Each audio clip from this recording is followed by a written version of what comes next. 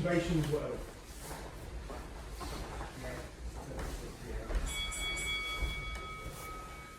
So basically, I think it's about just trying to throw each other. So every time, if Gary started early with his throw entry, it already feels like this is done. Sorry, go on. I'm saying, finding from that position, even when I can get the extension, if he can ride his arse crack right up onto my thigh from there. I'm not letting him. You know, so you're just extending the hip straight away before he even gets on it. Right. If you look at it, this is all just the beginning of what we just did. This is all the beginning of what we just did. He's, no matter what, if he throws his hip in and takes his head back, right? Yeah, he's already starting to throw me. And then what does he really do? What would he really do if he wanted to finish it? He just back steps this leg round. And I'm getting launched, right? So it's exactly the same, whether you're bottom or top. This is the same game.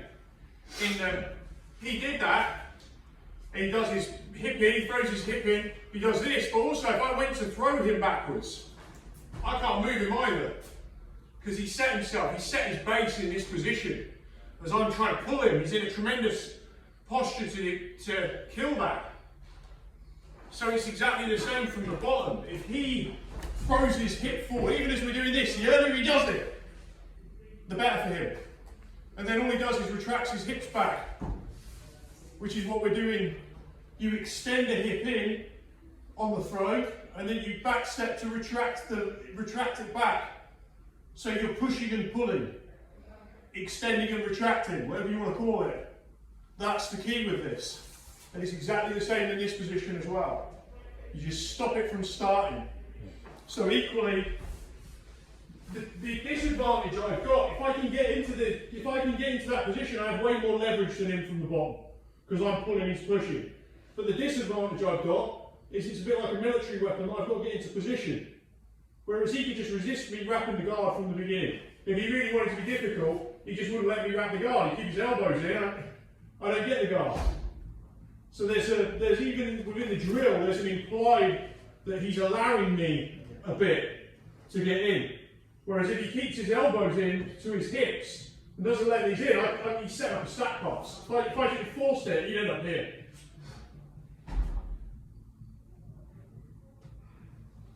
So that's that. And then if I manage to connect in, I manage to get in here.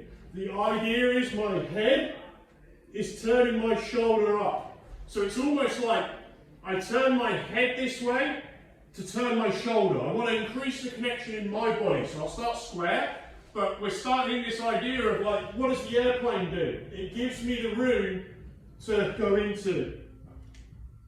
So I'm then pulling, and then I'm switching back. And if at any point I break his posture, fantastic, there's the Kimura, right? So if his body begins to break by his hands going to the mat, I'm getting all the attacks you see in the textbooks with no setup. Because how do you coach this in a textbook? It's hard, right? Jeff Gleason had a pretty good goal at Judo in the West in the 50s, but probably that's close as it's come in a book. So this is the game. See, if he begins to start extending, he's turning his hand, he's using his body like a corkscrew while I'm still figuring out what I'm doing, he's already out.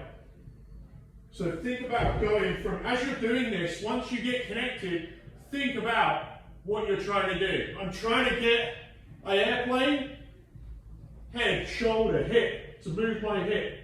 So I'm trying to use my head and shoulder together to get the hip going. Almost like I'm punching somebody. Once I've got this position, can I pull him in and look the other way? That's that sweep. It's just a 1-2.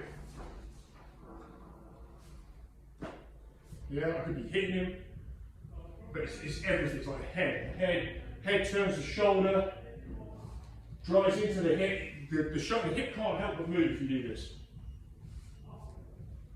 And that's all you're really doing, is hitting with your hips.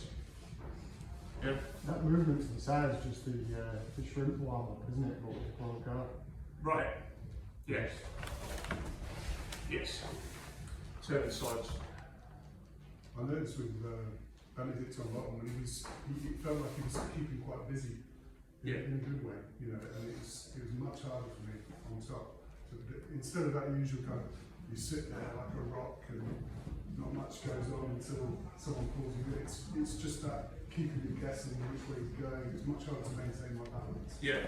I suppose it's like judo standard in that sense as well, isn't it? Yeah. Good try your place. Yeah. Let's just do, get a new partner, let's just do like 2 for 2 on the head turns. Try to turn the jaw, to turn the shoulder, to extend the hip. Right, in the closed guard. And then I come all the way back. Sometimes it feels like this isn't on, I'm kind of stuck here. So I'm stuck here, pull him in. Then begin it again. I'm going to go all the way the other way. From the feet, to the hip, to the shoulder, to the chin, to turn all the way through like Aaron just said. Yeah, you can add in a pull if you don't feel like you can extend, pull. Yeah, so if it feels like your hips are pulling you down, pull them. Don't lose the hip dropping. The hip's going to drop, pull it, make it a movement. Then extend again. Yeah, 2 for 2, get a new body. Let's go. Go with it.